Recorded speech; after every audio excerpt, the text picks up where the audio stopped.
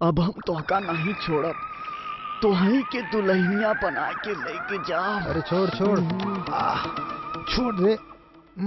छोड़ छोड़ तोहही के सजनवा, तो छोड़। ढूंढत रहली, हम तोहही के दुल्हनिया बनाए के लेके जाब। अरे ससुर के नाती, फिर कोनो सपना देख लो, फिर कोनो सपना देख लो। अरे बापू, तू हमेशा गलत टाइम पे आवत है। बापू, तू हमरे और हमरे मेहरुआ के बीच में काहे दीवार बनल है? का भेल बेटवा, फिर कोनो निक सपना देखल का? हाँ बापू, हम एक सपना देखे कि छोट छोट कपड़वन में एक मॉडल टीबिया में जैसन होता ना बापू। हाँ हाँ, हम वही से बिया करब बापू। बापू हमें बताओ ना, ऐसन मॉडल कहाँ मिला थी? ऐसा मॉडल तो बम्बई में मिलत है बेटवा। बम्बई में? बापू हम बम्बई जाब, हम बम्बई जाब। जागत में कोनो सपना मत देखा। चलो सोई जा, चलो सोई जा, सोई जा।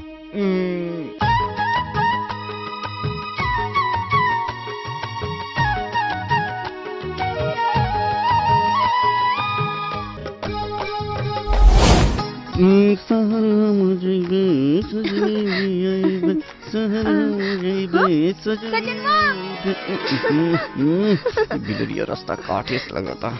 अब छोड़, अब नहीं थे। आवा आवा तो हमारे लगे। अब ए बिल्ली, तू रोज रोज हमारा रास्ता काहे काटी ली? जब तक तू हमरा रास्ता में ना आई बा तो हम ऐसे ही रोज रोज तोहर रास्ता काटब। और इतना बंठन के कहवा जात हवा सजनवा? बम्बई जाते ही बम्बई। नौकरी करे? धत, नौकरी करे थोड़ी जात बाटी, हम तो जात बाटी बियाह करे। हाँ? वो भी एक खूबसूरत मॉडल के साथ। देखा, हमरे अलावा अगर केहू और के बारे में सोचला ना तो हम तोहर जान ले लेब। और हमरे अंदर का कमी है? देखा देखा हमरा के। हट। खूबसूरत मॉडल लड़की के साथ तोहर कोनो मेला है?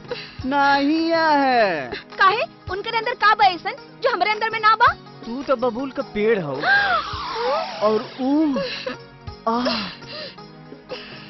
छोट छोट कपड़वन में ऐसा लागत है जैसे जैसे हरियर हरियर पतिया में पकल आम। जब ठुमका लगा के नाचत है ना तो ऐसा लगत है जैसे अप्सरा।